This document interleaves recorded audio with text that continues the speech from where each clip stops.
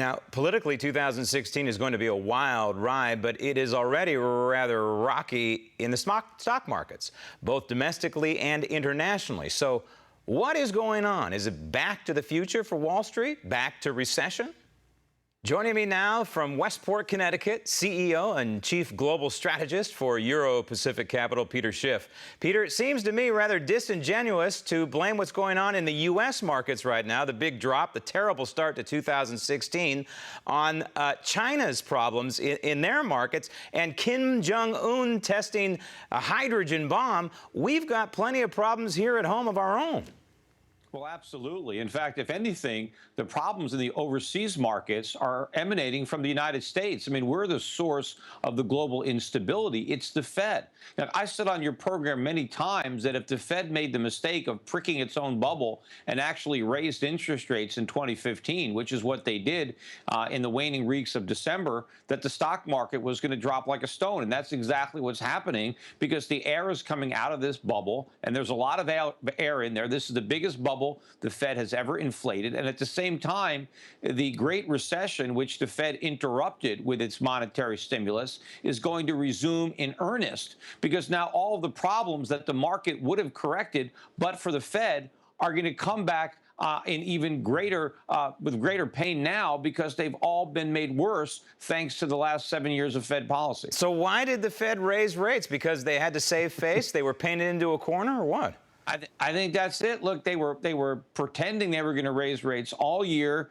They were talking about how the economy was strong enough for a rate hike, and I think they felt that if they didn't deliver by December, that people would know that they were wrong, or that they didn't understand the economy, or they would doubt the legitimacy of the recovery. So I think the Fed felt that they had no choice, and maybe they were lulled into a false sense of confidence when they hinted at rate hikes finally in December, and the stock market didn't roll over like it did in August, which is why, of course, they couldn't raise in September. So if they believed that the markets were blessing the rate hike, I said from the beginning that was the wrong conclusion to make because I thought it would be a head fake. And here we are. We had the worst opening week in the history of the stock market, and I think there's a lot more downside to come, both for the market and the economy. And it's amazing that so many people are trying to pretend that there's no problem, or they're trying to say, it's contained to China,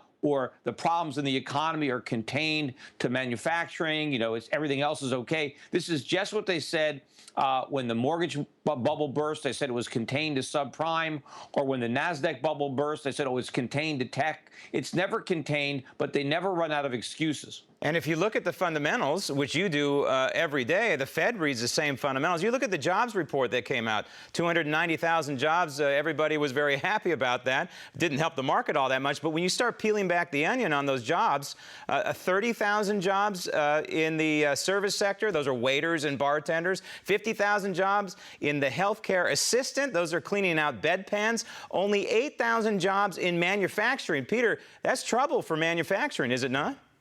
No, I don't even believe that we created 8. I think we lost manufacturing jobs. Look, I think a lot of these jobs are there because of seasonal adjustments, which probably didn't even work, because in case they didn't notice, it was a pretty warm December, but they probably assumed it was cold, and they probably made up some gains that didn't exist. And of course, a lot of the jobs come from the birth-death assumption, where the government just assumes that new businesses were started and they hired people. Reality is businesses aren't starting up, they're closing down, and they're laying people off. So I don't necessarily believe these numbers. And in fact, if you look at all the other numbers that we got last week, including 2 reports that came out on the same Friday as the job report, all these numbers are awful. So to me, if you get a preponderance of data points that say we're going to a recession or we're already there, and then we get this lone outlier, the job report, why would the job report be right and everything else be wrong? It's more likely that everything else is right and there's something wrong with the jobs numbers, especially when you consider the fact that jobs are a lagging indicator. They don't tell you where the economy is going, they tell you where it's been.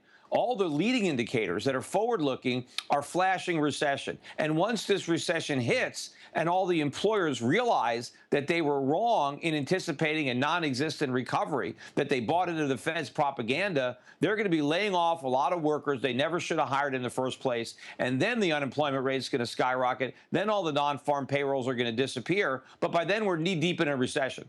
And then comes quantitative easing part 4, I assume, which would probably be the worst case scenario for our economy, and right in the middle of an election year, I may add. Yes, or they may not wait that long. They may not wait until they see the whites of the eyes, of the recession, until we're in it. They may act to try to, prevent it from coming, because it is an election year. I mean, the last thing that Janet Yellen wants to do is hand the election to a Republican, or maybe even Donald Trump, and so she's going to do whatever she can to deliver it to Hillary Clinton. She remembers what happened when the Alan Greenspan bubble burst while Bush was still in office. That guaranteed that Obama would win, and McCain had no chance with that kind of baggage. Well, she doesn't want to saddle Hillary with the same kind of baggage. She wants Barack Obama to be able to leave claiming that he saved us, that he inherited a disaster, and now the economy has a clean bill of health, and he's just handing the baton to Hillary to continue the good work. If this thing blows up before he gets out of Dodge, and we're right back in as big a mess, if not bigger, than when he took the oath of office, 8 years earlier, then Hillary will have no chance. Yep. Anybody who says that the Federal Reserve is apolitical is not paying attention. Peter,